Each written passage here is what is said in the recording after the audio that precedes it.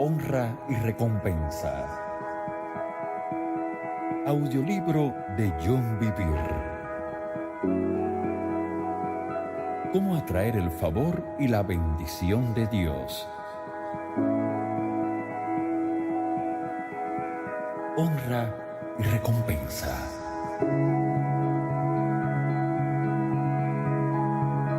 Capítulo 2. Recompensas parciales y ninguna recompensa.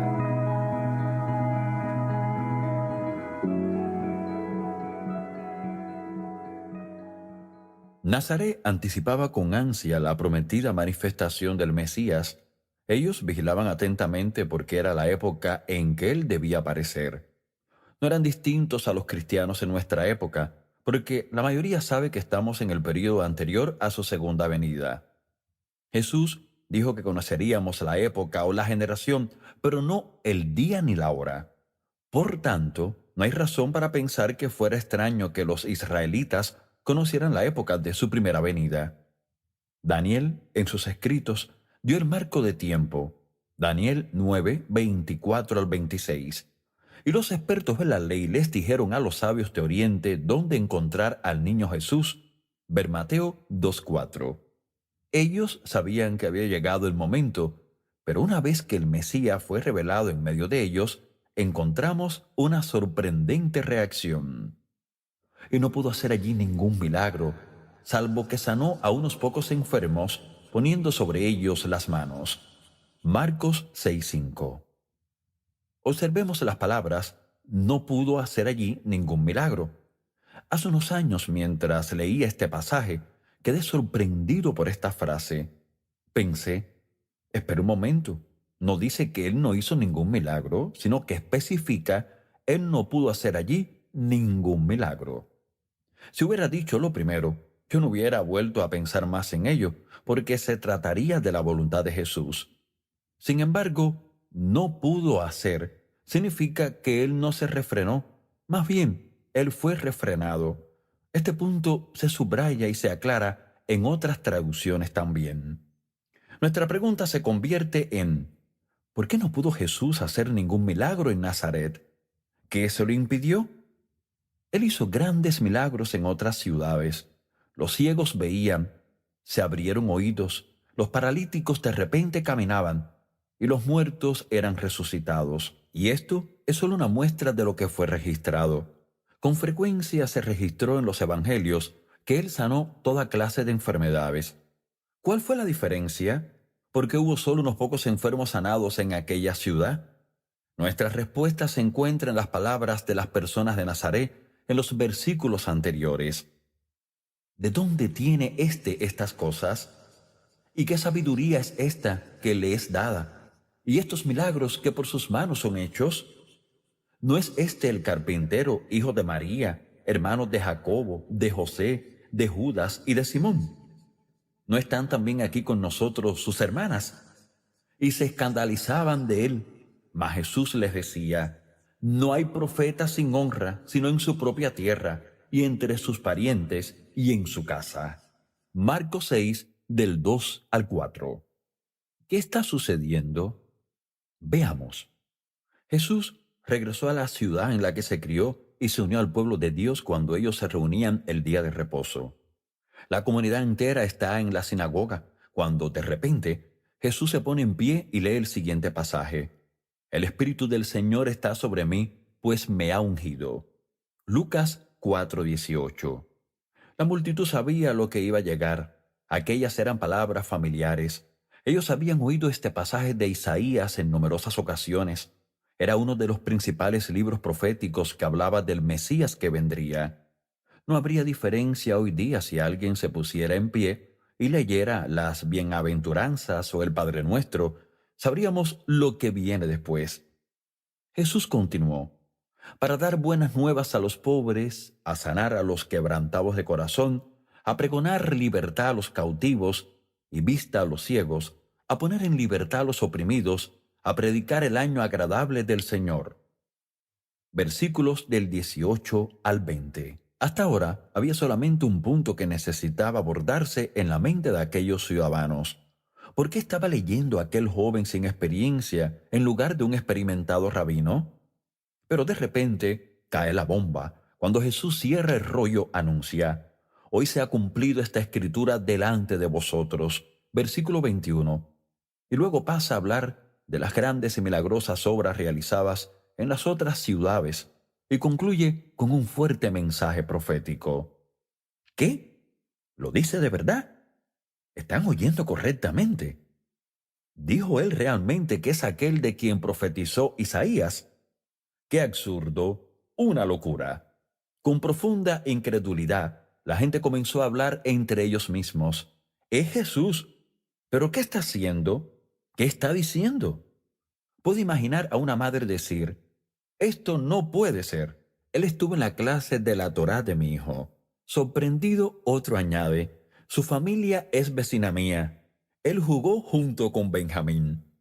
Otros podrían haber tenido recuerdos más actuales. Él construyó la mesa en que comemos cada día. Él construyó nuestras sillas. Él es el hijo del carpintero. ¿Qué quiere decir con que el Espíritu del Señor está sobre mí? ¿Pero quién se cree que es? Hoy día podríamos protestar. Él jugaba al fútbol con mi hijo, o él estaba en la clase de matemáticas de mi hija. Ellos habían formado una imagen mental del modo en que llegaría su Mesías según su entendimiento del pasaje del Antiguo Testamento. El siguiente es otro pasaje familiar de Isaías.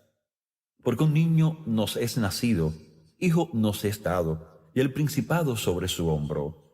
Lo dilatado de su imperio y la paz no tendrán límite sobre el trono de David y sobre su reino, desde ahora y para siempre. Isaías 9, 6 y 7. Aquellos ciudadanos estaban a la espera de un gran bey, uno que fuese sobrenaturalmente sabio y también un poderoso conquistador.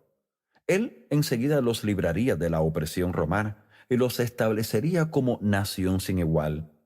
Recuperaría el trono de David y reinaría para siempre.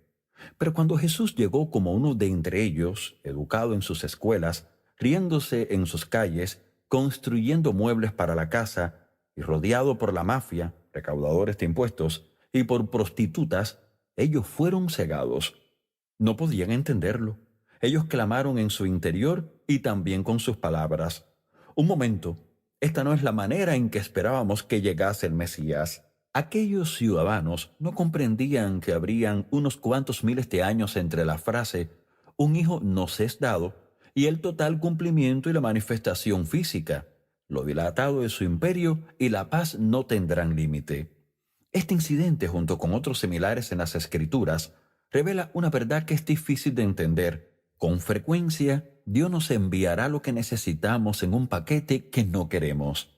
¿Por qué? Para que sepamos que Él es Dios y no podemos entender lo que Él hace. No podemos buscar respuestas meramente en nuestra cabeza. Debemos buscarlo a Él y su provisión con todo nuestro corazón. La Escritura no puede ser interpretada con nuestro entendimiento mental humano limitado. Debe haber un soplo del Espíritu de Dios. Solamente Él da sabio consejo y correcta aplicación. Un marcado contraste. Permítame que le dé otro ejemplo de esto. Los fariseos también estaban esperando a un poderoso Mesías conquistador, un héroe que librase al pueblo de Dios de la opresión romana. Aquellos líderes esperaban ansiosamente su llegada, creyendo que ellos serían nombrados gobernadores de ese nuevo reino establecido en Jerusalén. Por tanto, cuando Jesús apareció en escena como hombre inexperimentado de Galilea, ellos se burlaron de él, pues él tampoco encajaba en la imagen que tenían de su Mesías. En uno de sus muchos interrogatorios a Jesús se registra: preguntado por los fariseos cuándo había de venir el reino de Dios, les respondió y dijo: el reino de Dios no vendrá con advertencia, ni dirán, helo aquí o helo allí, porque aquí el reino de Dios está entre vosotros. Lucas 17, 20 y 21. Una vez más, los fariseos se estaban refiriendo a la profecía de Isaías del reino terrenal del Mesías. También ellos estaban buscando un Mesías basados en su interpretación mental del pasaje, en lugar de confiar en la guía del Espíritu de Dios. Ellos no conocían a Dios con su corazón, sino con sus propios razonamientos. Como contraste, veamos otro hombre que también esperaba al Mesías. Su nombre es Simeón. El Evangelio de Lucas nos dice que él era justo y piadoso. Esperaba la consolación de Israel y el Espíritu Santo estaba sobre él. Y le había sido revelado por el Espíritu Santo que no vería la muerte antes que viese al ungido del Señor. Y movido por el Espíritu, vino al templo. Y cuando los padres del niño Jesús lo trajeron al templo para hacer por él conforme al rito de la ley, él le tomó en sus brazos y bendijo a Dios. Lucas 2, del 25 al 28. El resumen de lo que Simeón habló de Jesús fue una declaración de ese bebé de 30 días de edad como el Mesías. Ahora bien, esto es muy interesante. Ahí está un hombre que reconoce al Mesías cuando él apenas tiene un mes de edad. Sin embargo, toda Nazaret no puede reconocerlo y los fariseos se burlan de él cuando él tiene unos 30 años de edad y hace señales y milagros que ningún ser humano logró nunca. ¿Por qué? Una vez más se debe a que Dios es espíritu y quienes lo conocerían a él y sus caminos debían conocerlo por su espíritu, quien revela verdad. Hay una diferencia clave entre Simeón y los otros, y estamos a punto de ver esta verdad. Esta revelación traerá entendimiento en cuanto a por qué hay tantas personas que no reciben su herencia completa de Dios. Honra.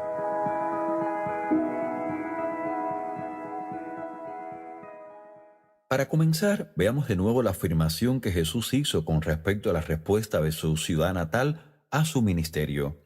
Él dijo: no hay profeta sin honra, sino en su propia tierra, y entre sus parientes, y en su casa. Marcos 6:4. La palabra clave aquí es honra. Ellos no le honraron a él. La palabra griega para honra es time, pronunciada timi. He estudiado mucho esta palabra y de las palabras estrechamente relacionadas con ella. He mirado en numerosos diccionarios de griego, comentarios y otros libros que contienen estudios del griego original. También he tenido profundas conversaciones con dos hombres que hablan griego con fluidez. Uno de ellos vive en Grecia y su familia es ahora la cuarta generación de ministros. El otro es un ministro que vive en Gran Bretaña. Las definiciones que estoy a punto de darle son una combinación de todos los comentarios que he recibido de esas fuentes. La definición simplista y literal de time, honra, es una valoración. Cuando le dice la palabra time a un hombre griego, él piensa en algo valioso, precioso, de peso, como el oro. Piense, usted no mete oro en el cajón donde tiene basura, más bien le asigna un lugar de honra. Otras definiciones de honra son apreciación, estima, consideración, favorable, respeto. A veces, para entender mejor una palabra, hay que ver su contrario. El antónimo de honra es deshonra. La palabra griega es atimia. Algunas de sus definiciones son no mostrar respeto, valor, tratar como común, ordinario o nimio. Cuando le habla de deshonra a un hombre griego, él pensaría en algo común, ligero y que fácilmente se disipa, como el vapor. Una forma más fuerte de deshonra es ser tratado vergonzosamente y hasta humillado. Al ver mi estudio de diccionarios y comentarios griegos, he descubierto que la honra puede demostrarse en actos, palabras y hasta pensamientos. Pero toda verdadera honra se origina en el corazón. Por eso Dios dice: porque este pueblo se acerca a mí con su boca y con sus labios me honra, pero su corazón está lejos de mí, y su temor de mí no es más que un mandamiento de hombres. Isaías 29:13. Observemos que Dios dice: su temor de mí. La verdadera honra surge de un corazón que teme a Dios. Esto es importante y hablaremos de ello más adelante en un capítulo posterior. Jesús dijo que aquellas personas de Nazaret no la habían honrado. Aquellos conciudadanos no lo trataron como valioso y precioso, no lo reconocieron como aquel divinamente enviado a ellos para cumplir la voluntad de Dios. Por el contrario, vieron a un hombre ordinario, un muchacho común, delante de ellos. Debido a esto, ellos solamente recibieron una recompensa parcial. Jesús no pudo hacer ninguna obra milagrosa. No sucedió nada notable. Probablemente fueran sanados unos cuantos dolores de cabeza, quizá artritis o un par de dolores de espalda. Piensen esto. Jesús, el Hijo de Dios, el Hijo del Hombre lleno del Espíritu Santo sin medida, es enviado para sanar a los enfermos y a todos los que estaban oprimidos por el diablo. Pero Él no puede cumplir esa comisión, no porque no fuese la voluntad de Dios que todos fueran sanados en aquella ciudad, sino porque ellos le restringieron a Él al no darle honra. Lo trataron como a un conciudadano común. Por tanto, recibieron una recompensa parcial muy pequeña. Solamente unos cuantos de los enfermos fueron sanados. Una situación sin recompensa. En los evangelios encontramos otro incidente en el que Jesús está en una casa enseñando a una multitud de maestros y expertos de las Escrituras. Aquellos ministros llegaron de todas las ciudades de Galilea y Judea para escucharlo. Leemos: y el poder del Señor estaba con él para sanar a los enfermos. Lucas 5:17. Observe las palabras a los enfermos. Se refería sin duda a quienes estaban en la casa. Ahora bien, permita que haga una afirmación de verdad. Dios nunca desperdicia nada. Oh, sí. Piense en la ocasión en que Jesús alimentó a 4,000 personas y en otra a 5,000. En ambos casos, Él dio instrucciones estrictas de recoger todo lo que hubiera sobrado a fin de que nada se perdiera. Él recogió lo que muchos de nosotros habríamos desechado o tirado al cubo de la basura.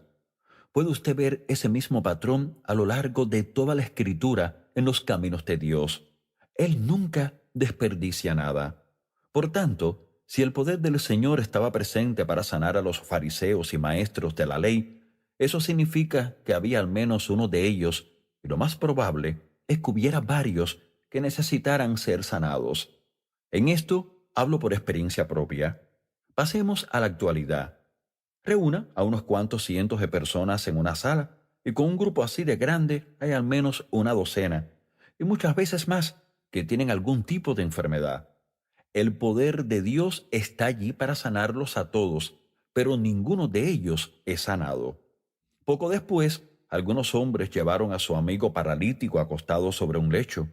Después de no poder entrar por la puerta principal porque el edificio estaba abarrotado de gente, intentaron otra ruta. En lugar de tirar la toalla, fueron hasta el tejado, hicieron un agujero y bajaron al paralítico hasta dejarlo delante de Jesús. Entonces leemos: al ver él la fe de ellos, le dijo: hombre, tus pecados te son perdonados. Entonces los escribas y los fariseos comenzaron a cavilar diciendo: ¿quién es este que habla blasfemias? ¿Quién puede perdonar pecados sino solo Dios? Versículos 20 y 21. Observemos que Lucas dice de los fariseos: comenzaron a cavilar diciendo. Sondeemos un poco más profundo.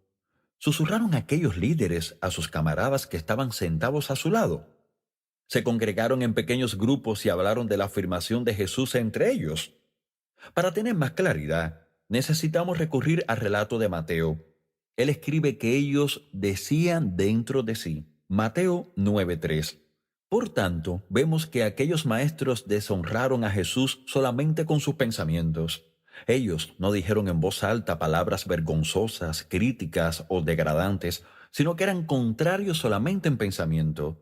Marcos escribe también que ellos cavilaban en sus corazones. 2:6.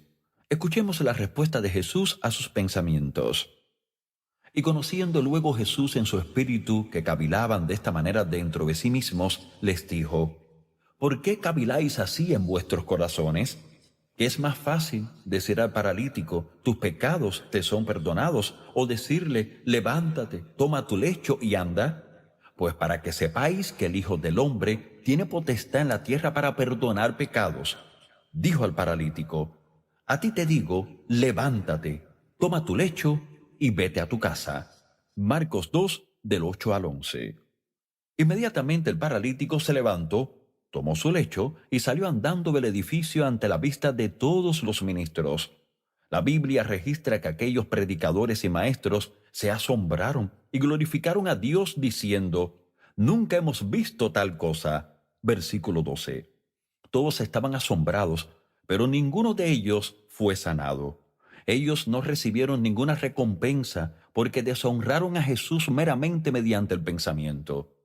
En este incidente no fueron sus actos ni sus palabras, sino sus silenciosos pensamientos.